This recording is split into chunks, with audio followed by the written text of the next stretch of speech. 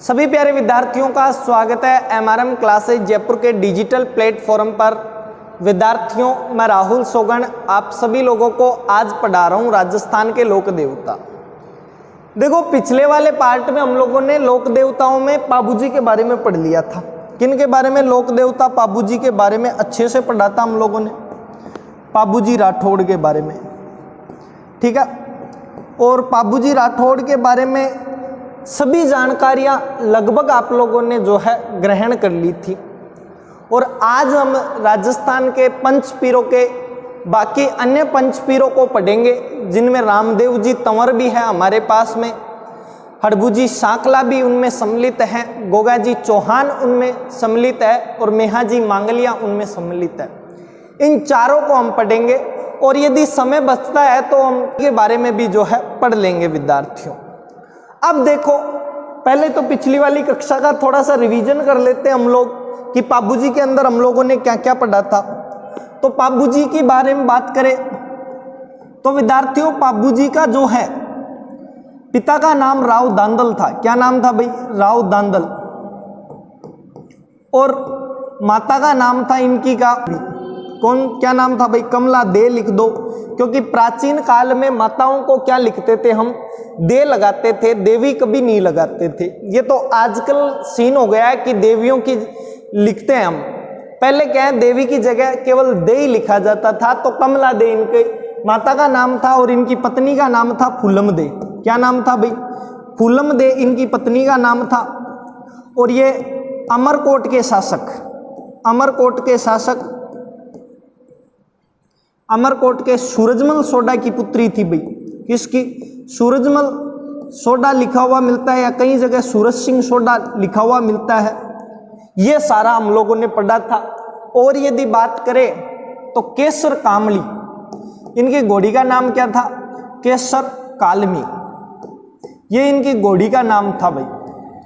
और ये देवल चारण नाम की एक महिला की घोड़ी थी, देवल चारण।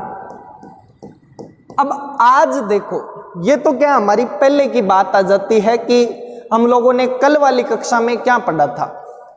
आज हम पढ़ेंगे कि राजस्थान के एक विश्व प्रसिद्ध लोक देवता, राजस्थान के लोक देवताओं में सबसे पढ़े लिखे लोक देवता रामदेव जी तंवर के बारे में थोड़ी सी जानकारी ग्रहण करेंगे।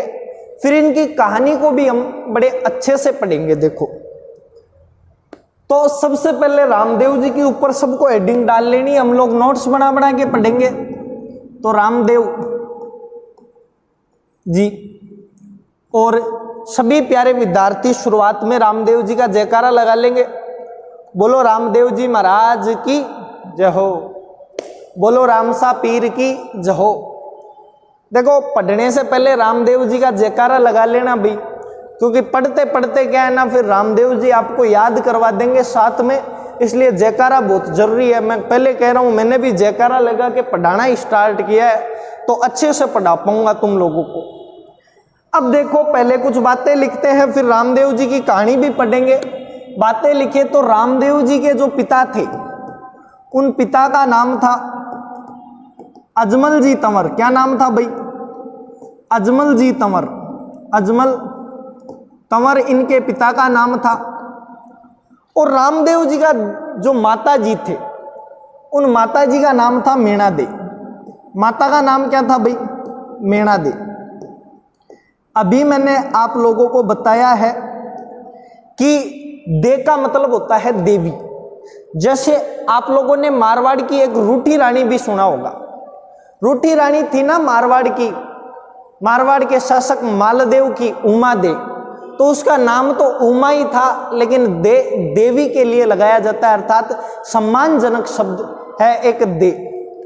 और इनकी जो रामदेव जी की जो पत्नी थी, उन पत्नी का नाम था नेतल दे। क्या नाम था भाई? नेतल दे इनकी पत्नी का नाम था। ये बात आपको ध्यान रखना है कि रामदेव जी की पत्नी का नाम क्या था? नेतल दे इनकी पत्नी का नाम था। ये बड़ा बेसिक सा आता है हमारे पास में, कई बार परीक्षाओं में पूछे जाते हैं ये तीन नाम। छोटी मोटी जो बीएसटीसी वगैरह की परीक्षा है उनका लेवल इतना ही होता है, वहां पे यहीं तक प्रश्न पूछते हैं। अब यदि हम थोड़ा सा बड़ी एग्जामों की तरफ बढ़े, तो बड़ी एग्जामों में पूछा जाता है इनका जन्म स्थान। तो इनका जो जन्म हुआ था वो हुआ था बाड़मेर का एक उंडू काश्मीर गांव है। क्या नाम है भाई? उंडू काश्मीर। और इस उंडू काश्मीर गांव में रामदेव जी तंवर का जन्म हुआ था। और उंडू काश्मीर पड़ता कहां पे है? बाड़मेर में। अब यहां पे देखो एक चीज बड़ी इंपॉर्टेंट है। रामदेव जी का हम जब भी पढ़ते हैं तो रामदेव जी को हम जैसलमेर में पढ़ते हैं, लेकिन जैसलमेर की जगह पहली बार यदि कुछ अलग पढ़ते हैं तो वो पढ़ते हैं कि उंडू काश्मीर। रामदेव जी का जन्म ही बाड़मेर में हुआ था। वैसे तो उनकी बाकी घटनाएं सारी सी जैसलमेर से जुड़ी हुई है, लेकिन उनका जन्म बाड़मेर के उंडू काश्मीर नामक गांव में हुआ था। और ये शिव तहसील है, बाड़मेर की एक शिव तहसील है, उस शिव तहसील का गांव है। ये भी आपको ध्यान रखना है, कई बार तहसील भी दे दिया जाता है। शिव तहसील का उंडू काश्मीर गांव। ये वाले मैंने कहा लो लेवल के एग्जाम्स में पूछे जाते हैं। बीएसटीसी के लिए आ सकते हैं, पीटीटी के लिए ये वाले काम आ सकते हैं, सीईटी के लिए ये वाले काम आ सकते हैं। इसके अलावा रीट प्री के लिए ये वाले प्रश्न काम आ सकते हैं। आप लोगों के इंपॉर्टेंट है यहां से।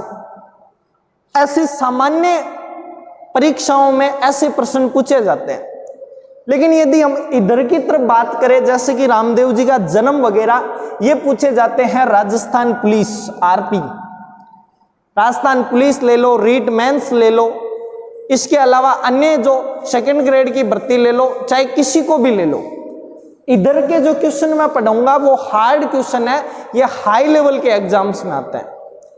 और इनके अंदर बात करें तो इसके अलावा रामदेव जी ने एक पंथ स्थापित किया था, और इस पंथ का नाम था कामड़िया पंथ। क्या पंथ, क्या नाम था भाई? कामड़िया पंथ।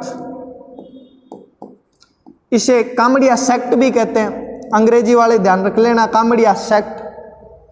और यदि बात करें तो इस कामड़िया पंथ की जो महिलाएं हैं वो एक नृत्य करती है, और इस नृत्य को कहते हैं 13 ताली नृत्य।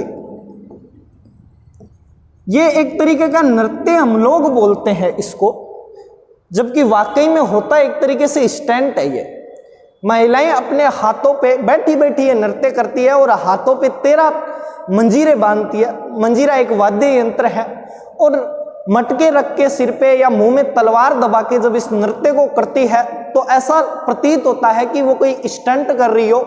और ये 13 ताली नृत्य केवल महिलाओं द्वारा किया जाता है। ठीक है, महिला के लिए है भाई ये नृत्य, पुरुष नहीं करते हैं इस नृत्य को। और ये क्वेश्चन तो कई बार कई एग्जामों में पूछा जाता है, 13 ताली नृत्य का संबंध किस संप्रदाय से है या किस पंथ से है।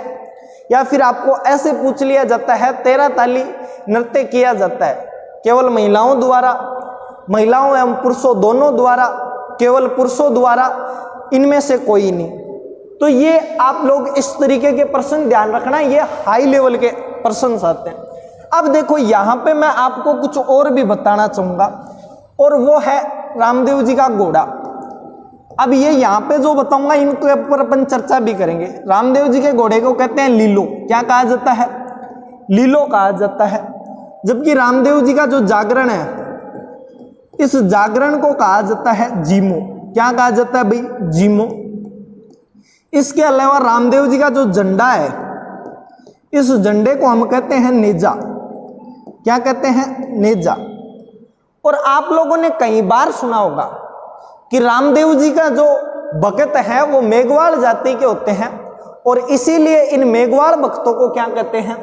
जो मेघवाल भक्त है, इन मेघवाल भक्तों को कहा जाता है रिखिया। मेघवाल भक्त रिखी।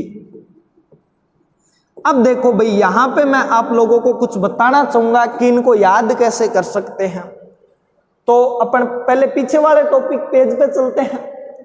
पहले इनकी बात करते हैं कि अजमल जी, मीणा दे और नेतल दे को कैसे याद करें।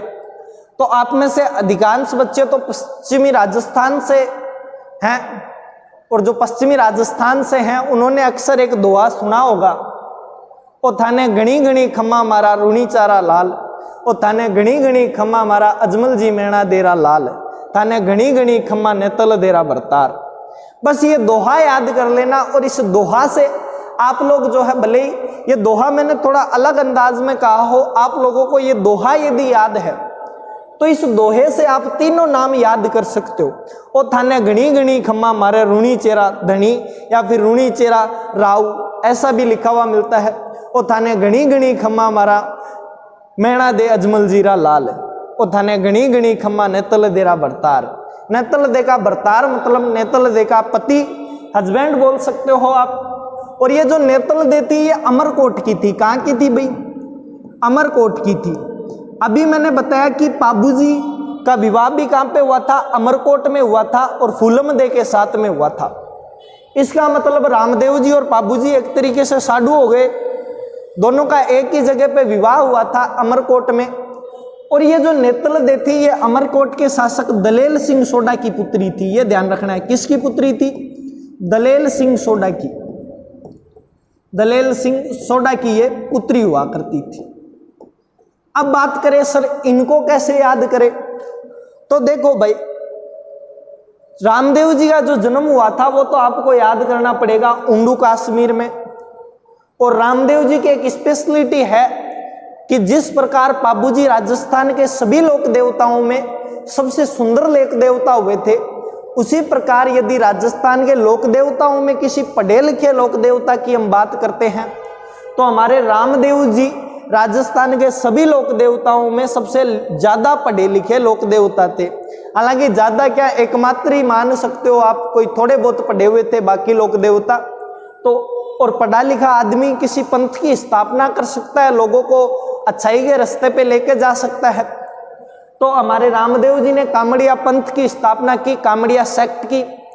और 13 ताली जो डांस है, 13 ताली नृत्य, ये कामड़िया पंथ की महिलाओं द्वारा किया जाता है और हाथ पे मंजीरा बांध के इनके द्वारा ये नृत्य किया जाता है। अब देखो भाई हम थोड़ी सी आगे वाले पॉइंट पे बात करते हैं। मैंने अभी कहा था आप लोगों को कि मैं जो ये समझाऊंगा इनमें मैं कुछ बताना चाहूंगा आप लोगों को। देखो हम लोग जब भी पढ़ते हैं तो घोड़ा, रामदेव जी के घोड़े का क्या नाम पढ़ते हैं? लीलो पढ़ते हैं। और रामदेव जी का क्या, मैं कहता हूं राजस्थान के सभी लोक देवताओं के घोड़ों का नाम लीलो ही था भाई। महाराणा प्रताप का घोड़ा भी लीलो ही था, क्योंकि ये जो लीलो शब्द होता है ये घोड़े का पर्यायवाची होता है भाई। इस लीलो का मतलब ही घोड़ा होता है। तुरंग कह दो या बाजी कह दो या लीलो कह दो, ये हमारे आरपीएससी वालों की और अन्य जो परीक्षाएं लेते हैं उन विभागों ने हमें याद करने के लिए बना दिया कि रामदेव जी के घोड़े को क्या कहे? लीलो कह दो। तेजा जी की घोड़ी को क्या कह दो? लीलन कह दो, स्त्रीलिंग बना दो उसको। जबकि रामदेव जी के घोड़े का कोई स्पेशल नाम ही नहीं था, ये तो हमें याद करने के लिए बना दिया गया। और उसी तरीके से यदि मैं आप लोगों से कहूं कि रामदेव जी के जागरण को जीमो कहते हैं, तो ये बात भी मुझे बड़ी अजीब लगती है जब मैं पढ़ता हूं कि रामदेव जी के जागरण को जीमो कहते हैं, जबकि हमारे पश्चिमी राजस्थान में जीमो का मतलब ही जागरण होता है। मैं कई वर्ष से लगभग 6 साल पश्चिमी राजस्थान में रह के आया और वहां पे जागरण को जीमो ही कहते थे। हमारे पश्चिमी राजस्थान में चाहे हम जसनाथ जी का जागरण करवा लें, चाहे पाबू जी का जागरण करवा लें, चाहे गोगा जी का जागरण करवा लें, उसको कहा जीमो ही जाता है। जब न्योता देने आते हैं तो हमारे जीम्बो है, तो वो जीम्बो का मतलब है वो जीमन नहीं करना, जाके खाना ही नहीं है, उस जागरण को ही जीमो कहते हैं। और पूर्वी राजस्थान में थोड़ा, चाहे आप शादी कर लो चाहे कुछ भी कर लो, उन सबको ही जीमो कर देते हैं, वो बात अलग है। लेकिन इस जागरण का एक पर्यायवाची क्या होता है? जीमो होता है। पश्चिमी राजस्थानी भाषा में जीमो जागरण को ही कहा जाता है भाई, सभी को जीमो ही कहते हैं। तो ये भी हमारा क्या है, याद करने के लिए बना दिया गया। बात करें झंडा नेजा, ये तो आप में से कई बच्चों ने पढ़ा होगा कि झंडे का पर्यायवाची नेजा होता है। और इसको मैं यदि और बताऊं आप लोगों को, तो मैं जब ऑफलाइन कक्षाओं में पढ़ा रहा था तो हर बार बच्चों को एक जगमाल के बारे में बताया था। मारवाड़ का एक शासक हुए थे मल्लीनाथ जी, और उन मल्लीनाथ जी का बेटा था जगमाल। ये वही जगमाल है जो भाई किसको, अहमदनगर की राजकुमारी गिंदोली को उठा के लेके आता है। और ये जो गिंदोली है उसको जगमाल लेके आता है तो कहाँ पे, मल्लीनाथ जी के पास मारवाड़ में ले आता है, और इस मारवाड़ में लाने के बाद जगमाल पे अटैक करते हैं गुजरात वाले लोग। और जब गुजरात वाला शासक अटैक करता है तो कहते हैं कि जगमाल के पास में एक भूत था, भूत मित्र था इसका, वो हमेशा जगमाल को कहता यार जगमाल कभी जरूरत पड़े तो मेरे को बताना। जगमाल ने कहा छोटे मोटे लोगों को तो मैं ही सल्ट लूंगा, कभी बड़ा युद्ध होगा तो याद करूंगा।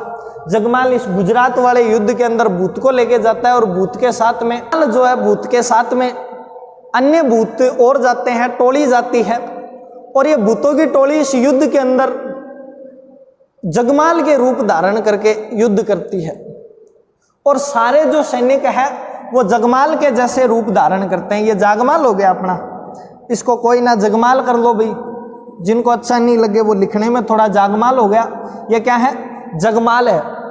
तो जगमाल का रूप धारण करके सारे भूत लड़ते हैं, और जो गुजरात के मुस्लिम सैनिक थे वो सारे के सारे भाग जाते हैं। और इसके लिए एक दोहा प्रसिद्ध है कि जब भाग रहे थे तो जगह जगह पर झंडे पड़े हुए थे और जगह जगह पर ढाल पड़ी हुई थी गुजरात वाले सैनिकों की। इसके लिए किसी अपने राजस्थानी कवि ने बेहद सुंदर भाषा में एक दोहा लिखा कि पग पग नेजा पड़िया, पग पग पड़िया ढाल, पग पग नेजा पड़िया, पग पग पड़िया ढाल, बीननी पूछे खानसू जग में किता जगमाल। अर्थात पग पग पड़िया नेजा, इसका पग पग नेजा पड़िया, इसका मतलब हुआ कि पग पग के अंदर जो है झंडे पड़े हुए थे, और पग पग पड़िया ढाल यानी पैर पैर पे जो है ढाल पड़े हुए थे गुजरात के सैनिकों को। और जो वो मुस्लिम सैनिक घबराए हुए भागे थे उनसे उनकी पत्नियां पूछ रही है कि जग में कितना जगमाल, कि संसार में कितने जगमाल है जिन्होंने सारों को तुम लोगों को पराजित किया, सबको जगमाल ही मार रहे हैं क्या। जबकि जगमाल का रूप धारण करके मार कौन रहे थे, वो भूतों की टोली मार रही थी। तो ये नेजा का शब्द हमें राजस्थानी भाषा में नेजा भी एक पर्यायवाची है, और ये हिंदी में भी है भाई, राजस्थानी नहीं हिंदी में भी नेजा का जो मतलब होता है वो क्या होता है, झंडा ही होता है। इसके अलावा यदि हम लोग बात करें मेघवाल भक्तों की तो उनको कहा जाता है रिखिया भाई। देखिए राजस्थान में चाहे आप हिंदू संस्कृति में किसी को भी देख लो, भक्तों को हम ऋषि मुनि कहते हैं, हमेशा ऋषि मुनि कहते हैं। आप लोगों ने वो भजन सुना होगा, ओम मंगलम गौ मात मंगलम, गौ मंगलम गौ मात मंगलम। उसके आगे एक लाइन आती है ऋषि मुनि देवता, तो वो ऋषि मुनि नहीं बोलते, वो हमेशा क्या बोलते हैं, ऋषि मुनि बोलते हैं। और उस ऋषि का मतलब भी क्या होता है, ऋषि होता है। देवताओं के बाद में सबसे सर्वश्रेष्ठ स्थान ऋषियों को ही दिया जाता है, और ये ऋषि की जगह रिखिया कर दिया इन लोगों को। राजस्थानी भाषा में राहुल को राहुलिया कर देते हैं, उसी तरीके से इन्होंने ऋषि को रिखिया कर दिया। कालू को कालिया बोल देते हैं, दोलू को दोलिया बोल देते हैं, पिंटू को पिंटिया बोल देते हैं। तो या लगाना तो हमारे राजस्थानी लोगों की क्या है भाई, अंतरात्मा से निकलने वाले शब्द है। या लगाना राजस्थानी लोगों की एक बेहद ही सुंदर खासियत है, वो लोग लगाते ही लगाते हैं। अब देखो इसके अलावा रामदेव जी की थोड़ी सी और बातें कर लेते हैं, फिर अन्य लोक देवता भी पढ़ने हैं। तो देखो भाई रामदेव जी के बारे में और बताऊं तो रामदेव जी को विष्णु का अवतार माना जाता है। किसका अवतार, विष्णु का अवतार माना जाता है। यदि इसके अलावा ये बात करें और क्या कहा जाता है तो रामदेव जी को पीरों का पीर कहा जाता है। क्या कहा जाता है, पीरों का पीर कहा जाता है। यदि इसके अलावा और हम बात करें तो रामदेव जी के मंदिर पढ़ेंगे। क्या पढ़ेंगे, मंदिर पढ़ेंगे। मंदिर कहाँ पे है, फिर हम रामदेव जी का मेला पढ़ लेंगे और हमारे रामदेव जी जो है वो समाप्त हो जाएंगे। लगभग जो पढ़ने की दृष्टि से रामदेव जी में इतना ही पूछा जाता है। राजस्थान की लगभग सभी परीक्षाओं में इनके अलावा कभी कुछ नहीं पूछते। कोई बाई चांस कुछ और उठा के पूछ ले तो वो बात अलग है, लेकिन 99.99% यहीं से प्रश्न पूछे जाते हैं। अब देखो पहले बात करें कि रामदेव जी को पीरों का पीर क्यों कहा जाता है। तो कहते हैं कि रामदेव जी पर्चे दिखाया करते थे, और इसी वजह से जो हमारा रुणीचा वाला मंदिर है वहां पे पर्चा बावड़ी स्थित है। भाई ये भी ध्यान रखना, अभी पर्चा बावड़ी और लिखवा दूंगा आप लोगों को, ये इतना सा ध्यान रख लेना। राजस्थानी भाषा में चमत्कारों को कहा जाता है पर्चा, और पर्चा देना रामदेव जी का काम था। वो चमत्कार दिखाते रहते थे। एक बार किन्हीं 5 मुस्लिम पीरों ने सुना कि रामदेव जी पर्चे दिखाते हैं, वो आते हैं और रामदेव जी को कहते हैं यार तू पर्चे दिखाता है। रामदेव जी ने कहा नहीं भाई मैं तो सीधा साधा आदमी हूँ, कोई पर्चे नहीं दिखाता, पर्चे वर्चे दिखाए भगवान लोग, मैं कहीं का भगवान, मैं तो सीधा साधा आदमी हूँ, आप पहली बार आए हो खाना खाओ। मुस्लिम पीरों ने कहा नहीं यार तू पर्चा दिखाता है। रामदेव जी ने कहा यार तुम बहस तो करो मत फालतू की, तुम खाना खाओ। उन पीरों ने कहा कि हम खाना तो खा लेते लेकिन क्या है ना हम हमारे बर्तनों में खाते हैं, और यदि तू इतना ही बड़ा भगवान है वास्तव में पर्चे दिखाता है तो हमारे बर्तनों को पलट के रख दे, तेरे बर्तनों को हमारे बर्तनों के अंदर जो है बदल दे। तो इतनी बात कहने पे फिर रामदेव जी का ईगो हर्ट हो जाता है। चाहे कुछ भी हो जयकांत सिकरे का ईगो हर्ट नहीं होना चाहिए। और रामदेव जी कहते हैं चलो ठीक है इतना ही कह दिया तो अब आंखें बंद करो। और रामदेव जी के सामने जैसे ही 5 पीर आंखें बंद करते हैं, रामदेव जी उनको अपने पर्चों से, अपने चमत्कार से उनके बर्तनों को खुद के बर्तनों से बदल देते हैं। और जब वो संत देखते हैं 5 पीर कि उनके बर्तन आ गए हैं, वो रामदेव जी के चरणों में गिर जाते हैं और तब वो कहते हैं कि तुम तो हम पीरों के भी पीर हो क्या? हम पीरों के भी पीर कौन है? रामदेव जी है, हम 5 पीरों के पीर हैं। इसीलिए रामदेव जी को पीरों का पीर कहा जाता है।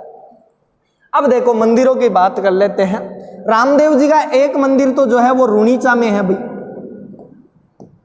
और इसे हम रामदेवरा के नाम से भी जानते हैं। पश्चिमी राजस्थान के लगभग सभी बच्चे जानते हैं इस बात को। एक इनका जो मंदिर है वो पोखरण के अंदर स्थित है। उसके अलावा यदि और बात करें तो इनका एक मंदिर कहाँ पे है? इनका एक मंदिर हल्दीना, अलवर के अंदर एक जगह है हल्दीना, ये थोड़ा अलग सा है, ये याद कर लेना, अलवर में है। और इसके अलावा रामदेव जी पढ़े लिखे देवता थे, मैंने अभी आप लोगों को बताया था। तो पढ़े लिखे लोग देवता थे तो कहीं पे कोचिंग भी की होगी जैसे आप लोग पढ़ रहे हो।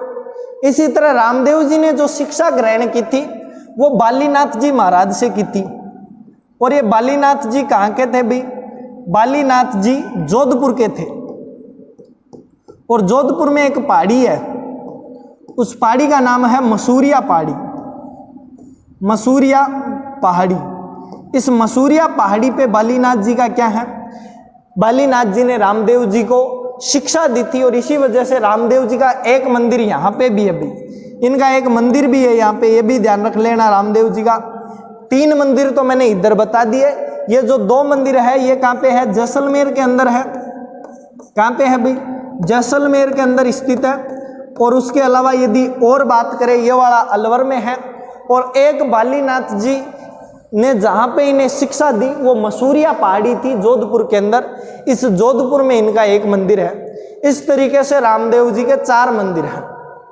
अब यदि रामदेव जी के मेले की हम बात करें विद्यार्थियों, तो रामदेव जी का मेला लगता है भाद्रपद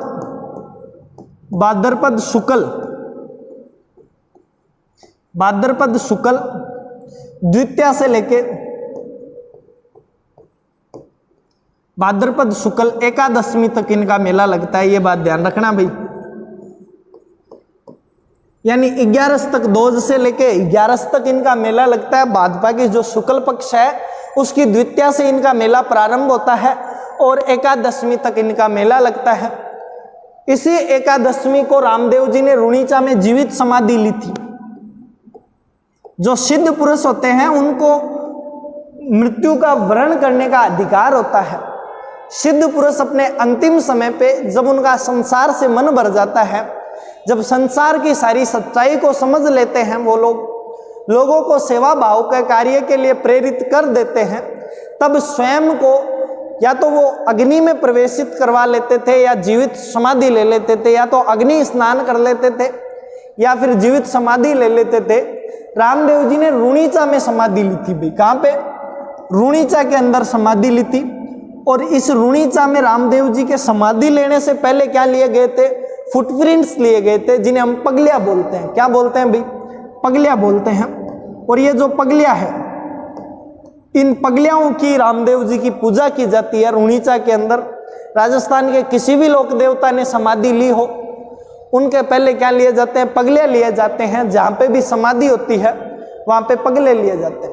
और रामदेव जी का जो ये मेला बढ़ता है, इस मेले को मारवाड़ का कुंभ कहा जाता है। किसका भाई? ये ध्यान रखना, मारवाड़ का कुंभ। या तो कुंभ का ही मेला इतना भयंकर लगता है, या फिर रामदेव जी का मेला इतना भयंकर लगता है कि पैर रखने को जगह नहीं होती है। मारवाड़ की धरती पे गुजरात से लेकर हमारे रूणीचा तक इतनी भयंकर भीड़ होती है कि पग पग पे आदमी होते हैं, पैर रखने तक की जगह नहीं मिलती है इस मेले के समय। और इवन मैं तो अभी यहाँ पे हमारे पास में मंदिर है सालासर बालाजी का, वहाँ पे अक्सर देखता हूँ कि एमपी साइड के लोग तक मोटरसाइकिल्स लेके आ रहे हैं। मेरे को इतने दिनों से मतलब पता नहीं चल रहा था, मैं सोच रहा था रामदेव जी की तरफ से आ रहे हैं। मैंने बाइक्स के नंबर नहीं देखे, लेकिन कल सुबह मैंने एक बाइक के नंबर देखे, वो एमपी की थी। मेरे को लगा यार एमपी का बंदा इधर कैसे आ रहा है। उसके बाद में मैंने देखा कि सारी बाइकें जो भी आ रही है वो एमपी से आ रही है। फिर मेरे को अचानक याद आया कि हाँ यार, अभी रामदेव जी का मेला लगने वाला है इस महीने के अंदर, और रामदेव जी का मेला है इस वजह से ये लोग आ रहे हैं। क्या श्रद्धा है, मध्य प्रदेश से वो लोग जैसलमेर में आ रहे हैं, और इवन अपने परिवार को लेकर आ रहे हैं मोटरसाइकिल पर रामदेव जी के झंडे लगाकर। ऐसी श्रद्धा होनी चाहिए, और ऐसी श्रद्धा हमारे रामदेव जी के प्रति लोगों की है, तो वो क्या लोक देवता हुए होंगे। और मैं देखो एक बात हमेशा कहता हूं कि लोक देवता कोई अलग नहीं हुए। रामदेव जी ने भी क्या किया? शिक्षा का प्रचार प्रसार किया लोगों के बीच। जो जातिवाद व्यवस्था होती है उसका विरोध किया रामदेव जी ने। रामदेव जी ने एक भैरव नाम के एक बनिए को मारा था भाई। अक्सर हम जब कहानियां सुनते हैं तो ये सुनते हैं कि रामदेव जी ने एक भैरव नाम के राक्षस को मारा था, लेकिन ये एक बनिया था। अब बनिया था, ब्याज ज्यादा लेता था, इसलिए इसको राक्षस ही कहते थे। मतलब गांव वाले जब भी कहेंगे तो वो कहते थे अरे डाकी, राक्षस, ऐसे शब्दों का प्रयोग करते थे। तो वो जो बनिया था उसे राक्षस की संज्ञा दे दी गई थी, और भैरव नाम के एक बनिए को जो है भगा दिया था इस क्षेत्र से। इसलिए रामदेव जी ज्यादा प्रसिद्ध हुए, और रामदेव जी ने एक अच्छा कार्य किया था। रामदेव जी देखो बहुत ही अच्छे लोक देवता हुए, और रामदेव जी उसी प्रकार कार्य करते थे जिस प्रकार हमारे राजा राम मोहन राय देख लो, ईश्वरचंद्र विद्यासागर देख लो, दयानंद सरस्वती देख लो, इन लोगों ने भी समाज सेवा का कार्य किया। तो आप जब मॉडर्न इंडिया पढ़ते हो तो इन लोगों को पढ़ते हो, उसी तरह हम लोग क्या है लोक देवताओं को भी पढ़ना चाहिए एक समाज सुधारक के रूप में। जब भी हम लोक देवताओं की बात करते हैं तो अक्सर इन्हें धर्म से जोड़ के हम सोचते हैं कि यार धर्म में है पढ़ लेते हैं, लेकिन ऐसा नहीं। ये भी राजस्थान के बेहद ही प्रेरणादायक समाज सुधारक थे, जिनसे शायद राजस्थान, जब हम मॉडर्न इंडिया पढ़ते हैं तो मॉडर्न इंडिया के उन समाज सुधारकों ने भी इन्हीं से प्रेरणा ली होगी, और इनकी प्रेरणाओं से, इन लोक देवताओं की प्रेरणाओं से हमारा हिंदुस्तान के अंदर पुनर्जागरण हुआ था और हिंदुस्तान आजाद हो पाया था। तो हमें इन्हें धर्म की दृष्टि से नहीं, हमें इन्हें समाज सुधारक की दृष्टि से पढ़ना चाहिए, और इन्हें भी उतना ही सम्मान देना चाहिए पढ़ते वक्त जितना हम अन्य समाज सुधारकों को देते हैं। इन्हें हम धर्म की दृष्टि से नहीं पढ़ना चाहिए कि हम धर्म के तौर पे चलो पढ़ लेते हैं यार हमारे धर्म में है, वैसा नहीं भाई। तो रामदेव जी से संबंधित ये सारी बातें हम लोगों ने पढ़ ली है, बाकी आप लोग नोट्स बनाते रहना इनके साथ में। अब हमारे नेक्स्ट लोक देवता की तरफ चलते हैं, और अगले लोक देवता का नाम मैं बताता हूं आपको, हड़बुजी। क्या है भाई? हड़बुजी सांकला, हड़बुजी सांकला। हड़बुजी जो सांकला थे वो रामदेव जी के मौसेरे भाई थे। अपने लोक देवता कहीं ना कहीं जुड़े हुए हैं एक दूसरे से। इनका जन्म तो भाई कहां पे हुआ था? नागौर के अंदर हुआ था। जन्म तो नागौर में हुआ था, लेकिन पिता की मृत्यु के पश्चात हरबम, सॉरी इसको हरमम लिख दिया मैंने, हरबम नाम का एक गांव था, और यह गांव था जोधपुर के अंदर। इस जोधपुर के अंदर जाके लोगों से अलग रहने लग जाते हैं। कुछ वर्ष तक हमारे हड़बू जो है लोगों से अलग रहते हैं, लोगों से मिलना जुलना बंद कर देते हैं। तब रामदेव जी आते हैं और रामदेव जी एक मौसेरे भाई थे, तो कजन्स थे, तो आके कहते हैं रामदेव जी, तो रामदेव जी हड़बू जी से कहते हैं कि भैया इतने दिन ऐसे बैठने से काम तो चलेगा नहीं, कुछ ना कुछ तो करना पड़ेगा, और वैसे भी इस संसार के अंदर जो आता है उसकी मृत्यु निश्चित होती है। रामदेव जी बड़ा नेक्स्ट लेवल का सा मोटिवेशन देते हैं हड़बू जी को। हड़बू जी कहते हैं यार आपने मोटिवेशन तो दे दिया मेरे को, लेकिन फिर क्या है ना, मैं शिक्षा कहाँ पे ग्रहण करूँ, आपने तो बालीनाथ जी से कोचिंग ग्रहण किया। तो रामदेव जी ने कहा कि आप भी जाओ और बालीनाथ जी महाराज से कोचिंग कर लो, मेरा रेफरेंस दे देना, फीस में छूट देंगे। और बालीनाथ जी, सॉरी मैंने बालाजी लिख दिया यहाँ पे, बालीनाथ जी से जो है जाके शिक्षा ग्रहण करते हैं। और बालीनाथ जी का कोचिंग सेंटर अभी अभी हम लोगों ने पढ़ा था, कहाँ पे है, मसूरिया की पहाड़ी पर है। और ये मसूरिया पहाड़ी कहाँ पे है अभी, ये जो मसूरिया पहाड़ी है वो जोधपुर के अंदर है। सारे कोचिंग जोधपुर में ही थे क्या रे, सारे कोचिंग जोधपुर में ही है, आज भी जोधपुर वाले नाम कमा रहे हैं। तो अपने को भी जोधपुर नाम रखना चाहिए था, MRM क्लासेज, क्या पता अपने पास भी आने वाले समय का कोई लोक देवता आके पढ़ने लग जाए, काम ही देगा हमें। तो देखो हमारे हड़बू जी जो थे वो बालीनाथ जी के पास में जाते हैं और मसूरिया की पहाड़ी पे जाके बालीनाथ जी से शिक्षा ग्रहण कर लेते हैं। और शिक्षा ग्रहण करने के बाद में कहते हैं कि हड़बू जी ने एक सिद्धि प्राप्त की थी, और वो सिद्धि भी ऐसी प्राप्त की, ऐसी वैसी नहीं। हड़बू जी ने जो सिद्धि प्राप्त की थी उसको कहते हैं भविष्य देखने का कार्य। हड़बू जी भविष्य देखा करते थे। और इसी समय कहते हैं कि हड़बू जी जो थे वो राव जोधा के शासन काल के थे, समकालीन थे, राव जोधा के जो है समकालीन थे। तो 1453 के अंदर जोधा भागा भागा आता है। 1438 से 1453 तक मंडोर पर मेवाड़ का अधिकार रहा था। मैंने जब आपको मारवाड़ पढ़ाया तो अच्छे से पढ़ाया था ये बात कि जोधा भागता रहा था 15 साल तक। और जोधा जब भाग रहा था तो अंतिम समय पे हड़बू जी के पास में आता है 1453 में। हड़बू जी को जोधा कहता है कि महाराज क्या मैं भागता ही रहूंगा जिंदगी भर, ऐसे काम थोड़ी ना चलेगा, मेरे को भी मेरा मंडोर चाहिए और मैं भी जोधपुर के स्थापना करूं आगे। हड़बू जी ने भविष्य देखा और हड़बू जी ने कहा कि जा मेरी कटार ले जा, और जोधा हड़बू जी की कटार लेके आया था, भाई ये ध्यान रखना। और इस कटार के दम पे जो है राव जोधा ने मंडोर को पुनः प्राप्त कर लिया था, मेवाड़ के सैनिकों को भगा दिया था यहाँ से। और हम पढ़ते हैं कि 1453 में आवल बाउल की संधि की जाती है मेवाड़ और मारवाड़ के बीच में। और उसके बाद में राव जोधा 1459 ईस्वी के अंदर जोधपुर की स्थापना करवाता है।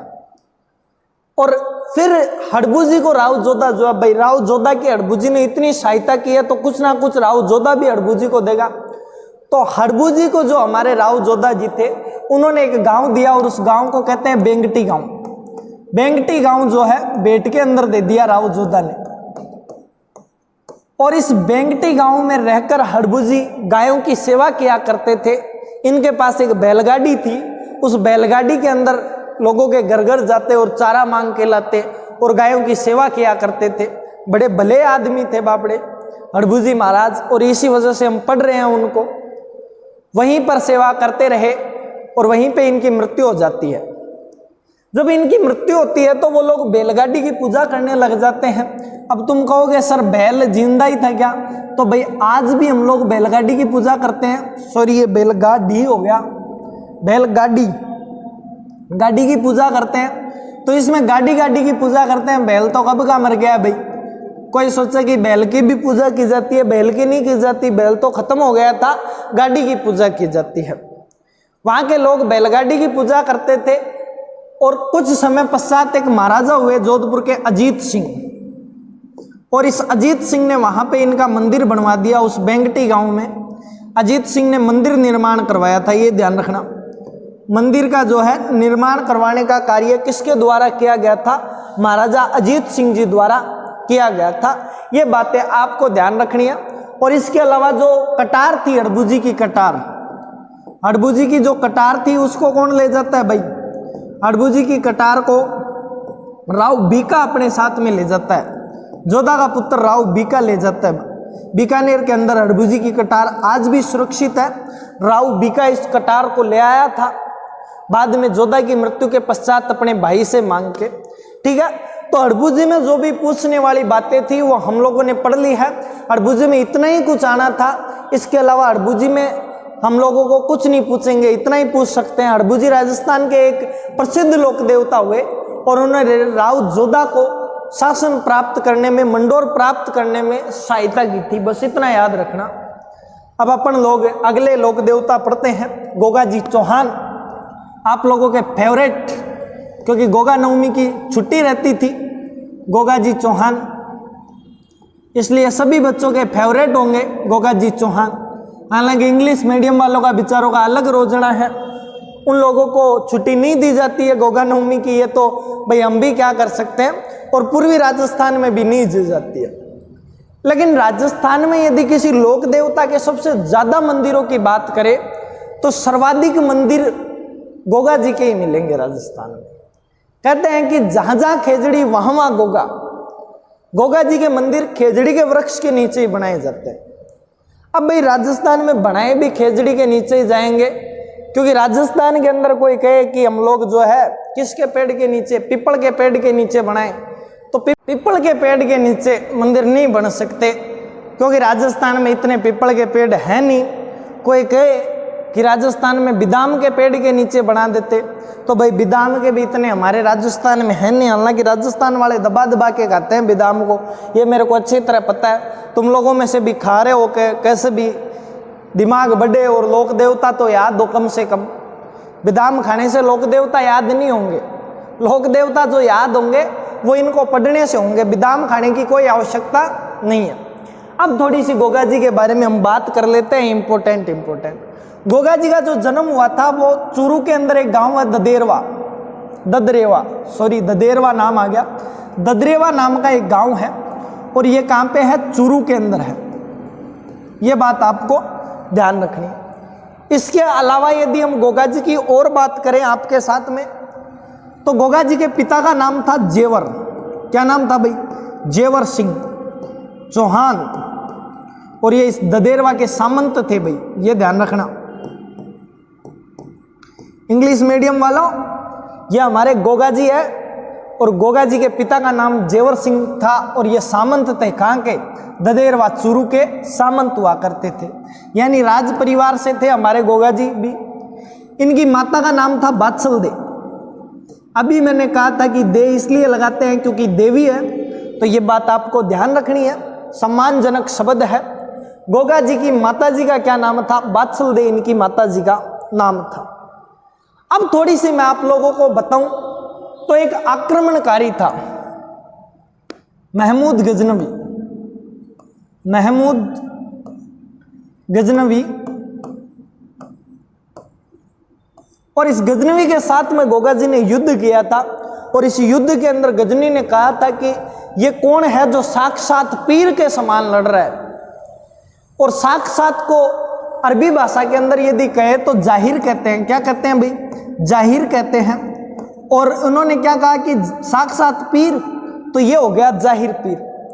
महमूद गजनी ने जो है गोगा जी को क्या कहा था? जाहिर पीर कहा था। और हमारे राजस्थान वाले कई लोग इसको जाहिर की जगह जाहर पीर लिख देते हैं। क्या लिख देते हैं? जाहर पीर लिख देते हैं। फिर कुछ एक तो बड़े ही महान आते हैं, कहते हैं कि गोगा जी सर्प देवता है। गोगा जी को हम सर्प रक्षक देवता के रूप में ही पूजते हैं, सांपों से रक्षा करते हैं। इसलिए कुछ लोग कहते हैं कि गोगा जी जहर को चूसते हैं, इसलिए जहर पीर कर देते हैं। कुछ लोग तो और भी खतरनाक आ जाते हैं हमारे राजस्थान के। जबकि गोगा जी का सही उपाधि क्या दी गई थी? जाहिर पीर दी गई थी। और इस जाहिर का मतलब होता है साक्षात और पीर का मतलब होता है भगवान। जबकि हमारे राजस्थानियों ने इसको बना दिया जहर पीर। तो जाहर पीर या जाहिर पीर किसे कहा जाता है? गोगा जी को कहा जाता है। और फिर इस युद्ध के पश्चात गोगा जी के दो मौसेरे भाई थे, अर्जन और सर्जन, दो भाई थे भी। ये आजकल की तरह सर्जन नहीं लिखा जाता, अर्जुन वाला मतलब आधार है। वैसे नहीं, पहले पूरे ही लिखे जाते थे। इन दोनों अर्जन और सर्जन ने जो है गोगा जी के साथ में युद्ध किया और इस युद्ध के अंदर हमारे गोगा जी शहीद हो जाते हैं। बस अपन को गोगा जी में पढ़ने का इतना ही था। लेकिन इसके अलावा गोगा जी के मंदिरों पे जैसे ही बात आती है तो फिर डिफिकल्ट हो जाता है। बच्चों को गोगा जी के मंदिर याद नहीं रहते हैं। देखो, मंदिरों पे यदि बात करें तो गोगा जी जो युद्ध किया अर्जन और सर्जन के साथ में, कहते हैं कि गोगा जी की जहां पे मुंडी गिरी थी उस मंडी को कहते हैं शीर्ष मेड़ी। जहां पे जो शीर्ष अर्थात सिर गिरा था उसे शीर्ष मेड़ी कहा जाता है। और ये शीर्ष मेड़ी कहाँ पे युद्ध किया था? इन्होंने ददरेवा के अंदर युद्ध किया था। तो शीर्ष मेड़ी मंदिर कहाँ पे है? ददरेवा के अंदर है। जबकि गोगा जी का जो धड़ था वो जहां पे गिरा उसको हम कहते हैं धुड़मेड़ी। क्या कहते हैं भाई? धुड़मेड़ी। धड़मेड़ी से सीधा धुड़मेड़ी कर दिया हम लोगों ने, क्योंकि हम राजस्थानी या कुछ भी बदल सकते हैं। और इस धुड़मेड़ी का हम लोगों ने कहाँ पे बताया? यह है हनुमानगढ़ के अंदर। बस इतना सही है याद करने का। तो यदि इसके अलावा हम थोड़ी सी और बात करें तो गोगा जी का एक मंदिर और हमें देखने को मिलता है और वो सांचौर में मिलता है। सांचौर में एक खिलेरियों की डाणी है। खिलारी की मत कर लेना भाई, खिलेरियों की डाणी है, खिलेरियों की डाणी। और इस खिलेरियों की डाणी के अंदर भी गोगा जी का एक छोटा सा मंदिर है और एक छोटे से कमरे जैसा है। और कमरे में हम पश्चिमी राजस्थान वाले लोग छोटे कमरे को ओल्डी कहते हैं, इसलिए इसे गोगा जी की ओल्डी भी कहा जाता है। ये ध्यान रखना। गोगा जी की ओल्डी कहाँ पे स्थित? गोगा जी की ओल्डी सांचौर में है और छोटे से कमरे को हम ओल्डी कहते हैं। मैंने अभी बताया तुम लोगों को। तो गोगा जी की ओल्डी हम लोगों ने पढ़ा कि सांचौर में है। अब यदि मैं बात करूं, ये जो ददरेवा वाला जो मंदिर है हमारा, ये कहाँ पे है? चूरू के अंदर स्थित है। इस मंदिर के लिए कहा जाता है कि इसके अंदर मुस्लिम शैली में बना हुआ है। ये किसके अंदर? मुस्लिम शैली के अंदर ये जो है बना हुआ मंदिर है।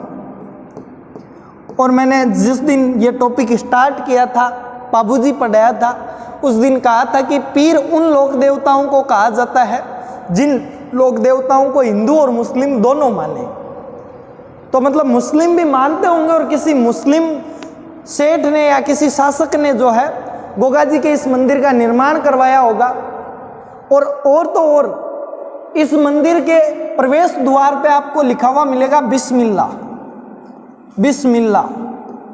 और इस बिस्मिल्लाह का मतलब होता है श्री गणेश करना। जैसे हम लोग हिंदी में लिखते हैं श्री गणेश, वैसे ही कहते हैं बिस्मिल्लाह। अर्थात जब इसका प्रारंभ किया गया था तब किसी ने बिस्मिल्लाह लिखा होगा। अरे बिस्मिल्लाह लिखा होगा। आज से आप लोग कभी किसी श्री गणेश करो किसी कार्य का, तो वहाँ पे कॉपी के पन्ने पे लिखते हो श्री गणेशाय नमः, वहाँ पे बिस्मिल्लाह लिख लेना, क्योंकि एक ही अर्थ होता है। बिस्मिल्लाह का अर्थ भी होता है श्री गणेश करना। अब इसकी बात कर लेते हैं थोड़ी सी कि इसको मुस्लिम शैली में बनवाया किसने होगा। ये जो गोगा जी थे इनका मैंने अभी बताया कि ये क्या थे? सामंत थे। सामंत थे तो इनकी पीढ़ी के अंदर गोगा जी के बाद में एक शासक आया और उसका नाम था करमचंद चौहान। और इस करमचंद चौहान ने जो है मुस्लिम धर्म ग्रहण कर लिया था। और इस करमचंद ने मुसलमान बनते ही खुद का नाम रख लिया था कायम खां। क्या नाम रख लिया था भाई? कायम खां। और इसकी जो पीढ़ी के मुसलमान हुए उनको हम कहने लगे कायम खानी मुसलमान। किस नाम से जानते हैं? कायम खानी मुसलमान। कायम खानी मुसलमान पश्चिमी राजस्थान के अंदर मुसलमान जो है पश्चिमी राजस्थान में बहुत पाए जाते हैं। कायम खानी जो मुसलमान है ये हिंदुओं की तरह ही अपने विवाह के अंदर सिर पे केसरिया रंग की पग धारण करते हैं, तलवार वगैरह हाथ में लेते हैं। इनके नाम भी हम हिंदुओं की तरह ही होते हैं, जैसे कि कालू खा, राजू खा। कालू, राजू ये तो हमारे हिंदुओं वाले नाम है, जबकि कायम खानी मुसलमान भी सेम टू सेम वैसे के वैसे ही अपने नाम रखते हैं। बहरू खा।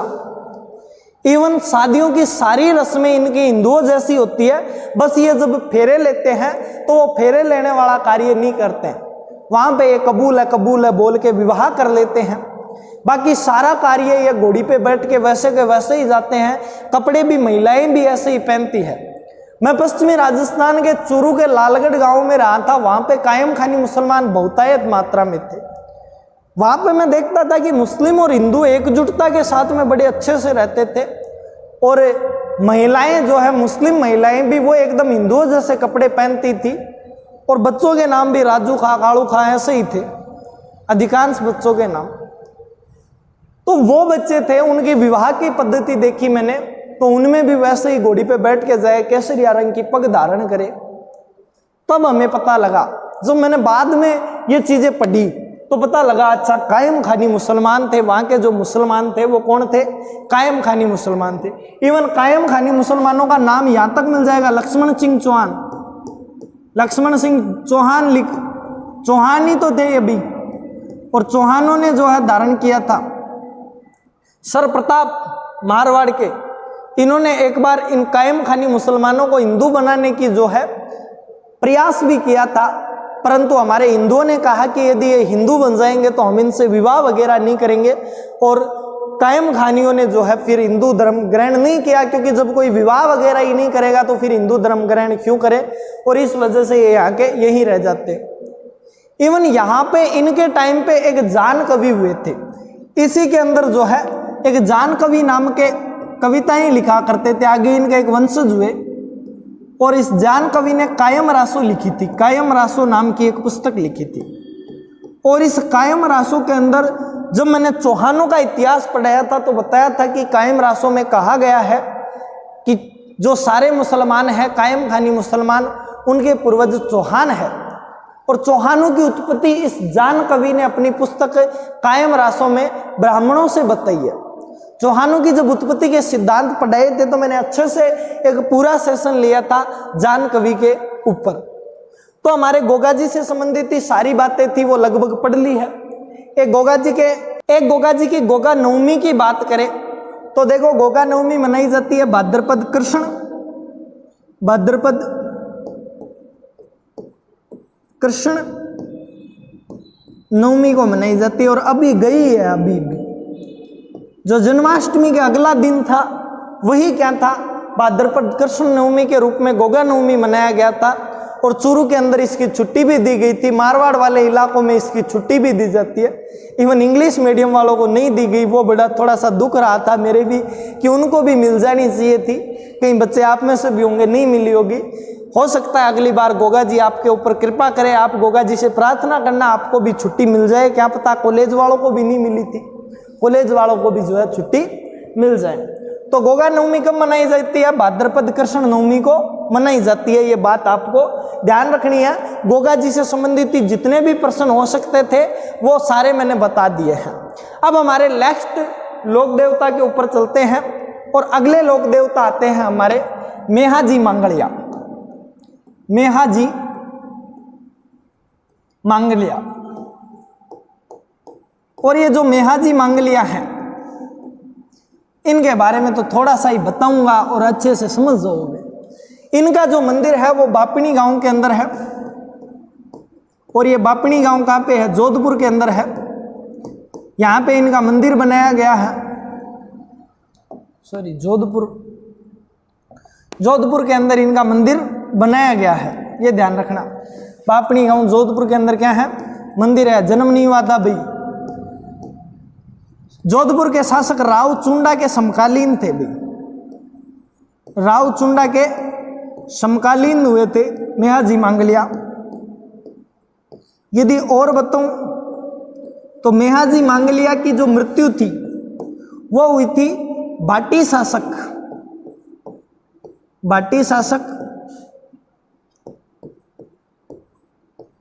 राणगदेव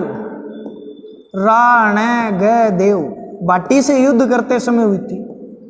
राणगदेव भाटी से युद्ध करते समय हुई थी भाई, ये बात आपको ध्यान रखनी है।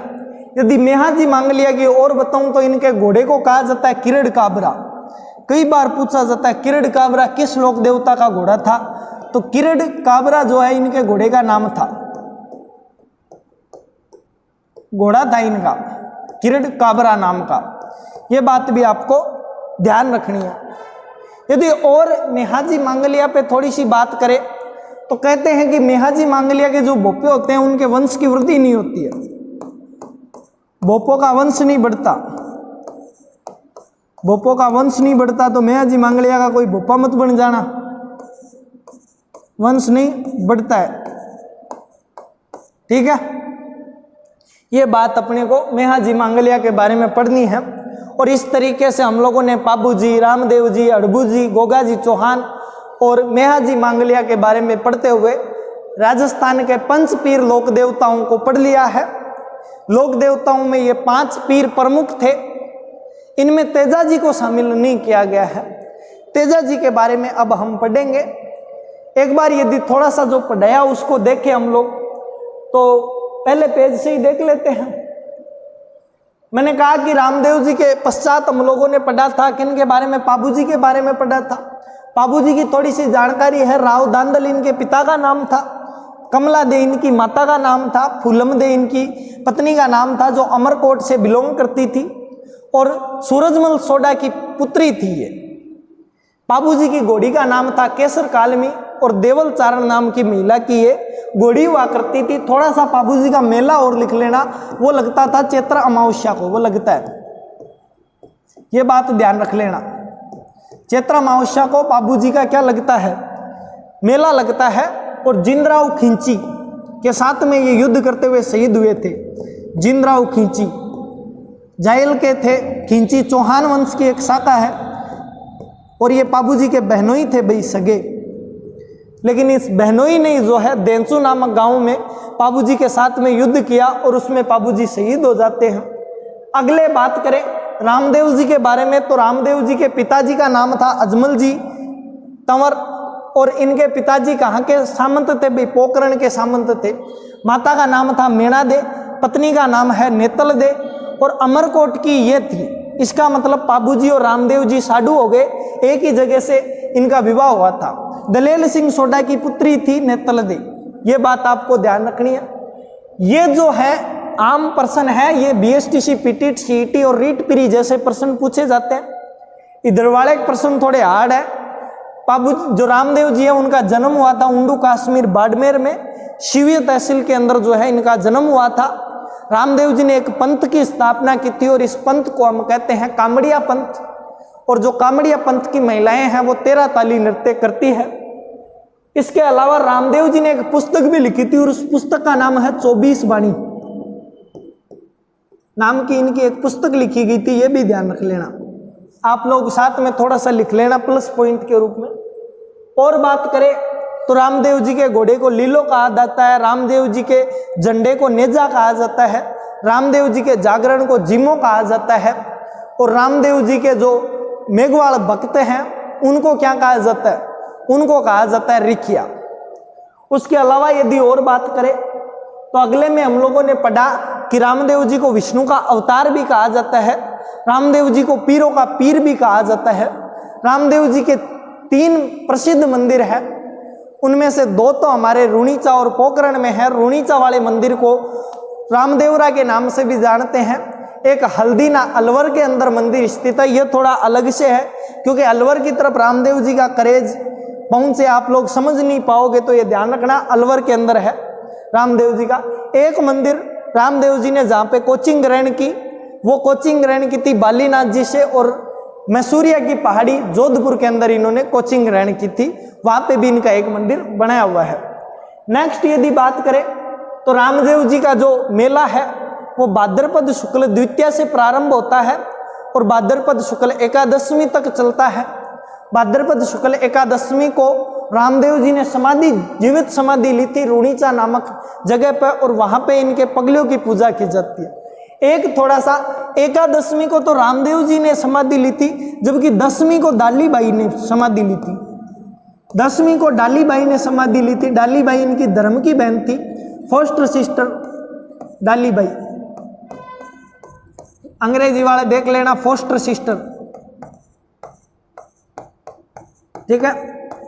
ये बात आपको ध्यान रखनी है कि माताएं अक्सर हमारे घर में जो है दशमी को भी ढोक दी जाती है, तो वो रामदेव जी की नहीं डालीबाई की ढोक दी जाती है, और डालीबाई मेघवाल थी। अगली बात करें हड़बूजी सांकला की, तो हड़बूजी सांकला रामदेव जी के मौसेरे भाई थे। जन्म इनका नागौर में हुआ था। जोधपुर के अंदर जाके रहने लगे थे पिताजी की मृत्यु के पश्चात, और जोधपुर के हरबम नामक गांव में रहते थे। वहां पे रामदेव जी एक दिन आते हैं, इनको बड़े अच्छे तरीके से मोटिवेट करते हैं, उसके बाद में कोचिंग करने भेज देते हैं इनको। कहाँ पे? उन्हीं बालीनाथ जी के पास में, जहाँ पे इन्होंने कोचिंग की थी। बालीनाथ जी से कोचिंग ग्रहण करके ये क्या करते हैं? सिद्धियां प्राप्त करते हैं और भविष्य बताते हैं। और इनकी के समय 1453 में राव जोधा इनके पास में आता है, और जोधा जी को हड़बूजी राठौड़ अपनी, हड़बूजी सांकला अपनी कटार देते हैं, और इस कटार के दम पे जोधा ने मंडोर को पुनः जीत लिया था। और फिर 1453 में आवल बावल की संधि की थी मेवाड़ के साथ में। कुछ समय पश्चात बेंगटी गांव जोधा हड़बूजी को भेंट में देता है, और इस बेंगटी गांव में रहकर हड़बूजी गायों की सेवा किया करते थे। मृत्यु के पश्चात यहाँ के लोग हड़बूजी के बैलगाड़ी को पूजा करते थे, और फिर महाराजा अजीत सिंह ने हड़बूजी के मंदिर का निर्माण करवाया था। और हड़बूजी की जो कटार जोधा को दी गई थी, वो जोधा का पुत्र बीका जोधा की मृत्यु के पश्चात बीकानेर ले जाता है, जब वो राजचिन्ह वगैरह सारी चीजें लेके जाता है। ये बात अपने को ध्यान रखनी है।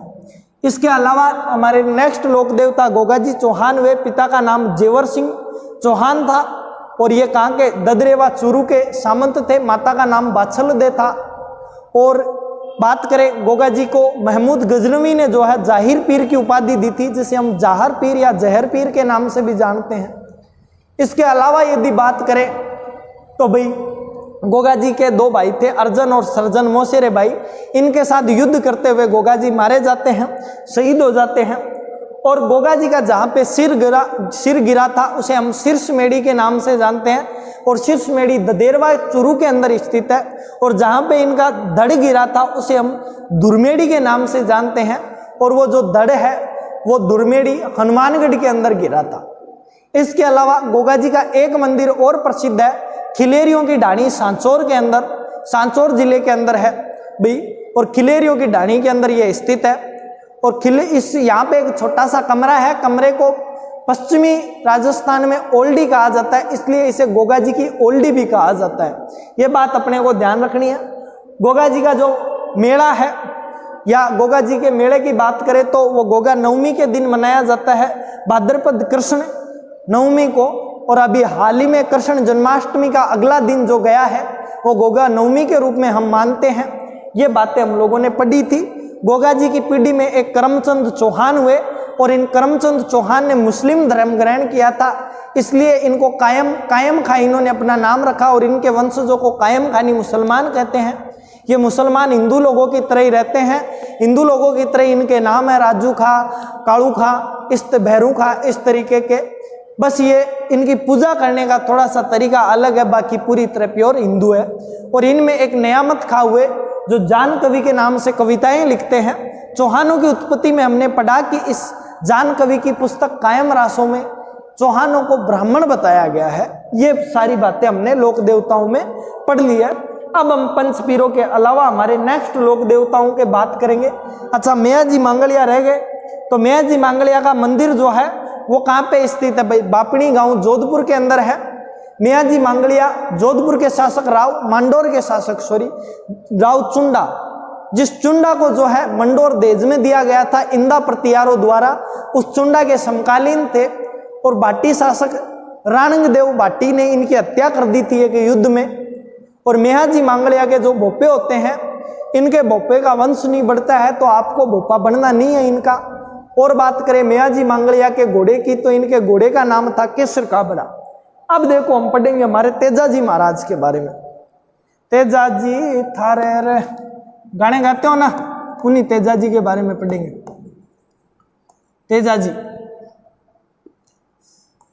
तेजाजी जो थे एक जाट लोक देवता है, जाट किसान थे भाई, ऐसे पढ़ना।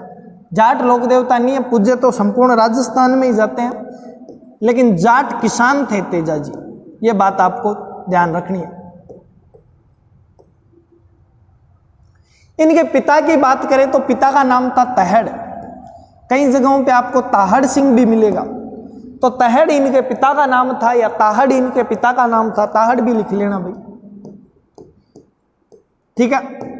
इनकी माता जी की बात करें तो राम कुंवरी इनकी माता का नाम था, राम कुंवरी। बड़ा सिंपल सा है, याद करने को आप कर सकते हो और यदि नहीं करना चाहो तो फिर नहीं कर सकते। राम कुंवरी इनकी माता जी का नाम था। पिताजी का नाम क्या था भाई? माता जी का नाम क्या था? राम कुंवरी। माताजी और पिताजी कौन थे? ताहड़ सिंह पिताजी थे। यदि हम तेजा जी की बात करें तो ये किसान थे और इनका जो विवाह हुआ था पेमल दे के साथ में हुआ था और अजमेर के पेनार की ये थी। अजमेर से क्या है, पेमल दे बिलोंग करती थी। अजमेर के अंदर एक जगह है पेनार, पेनार में पेमल दे का पीर था। तेजा जी का जो विवाह हुआ था वो बाल्यावस्था में हो गया था और जाट लोगों को अभी मैंने बताया, जाट किसान थे और पश्चिमी राजस्थान में नागौर के रहने वाले थे। नागौर के अंदर इनके गांव का नाम क्या है भाई? नागौर के अंदर खरनाल नामक गांव में इनका जन्म हुआ था। खरनाल, यहां पे इनका जन्म हुआ। खरनाल के एक जाट किसान थे तेजाजी महाराज। तेजाजी दिन में खेती किया करते थे। दिन में क्या, किसान का कार्य करना ही खेती होता है, तो अक्सर खेती करते रहते हैं। लेकिन पहले मशीनरी नहीं थी आज की जैसे कि रात को भी खेती की जाए। रात को किसान भले ही खेत पे जाके सो सकता था, पशुओं से सुरक्षा कर सकता था। किसान की एक ड्यूटी होती है कि वो पूरे दिन और रात काम करता रहता है। किसान कभी सोता नहीं है, एक तरीके से अच्छी नींद नहीं सोता भी किसान कभी भी। और पश्चिमी राजस्थान में चिलचिलाती धूप में कोई किसान काम करे तो बड़ा मुश्किल हो जाता है उसके लिए। इसलिए अक्सर पश्चिमी राजस्थान के जो किसान हैं वो सुबह सुबह जल्दी निकल जाया करते थे खेत जोतने के लिए। और तेजा जी निकल जाते थे खेत जोतने के लिए सुबह सुबह।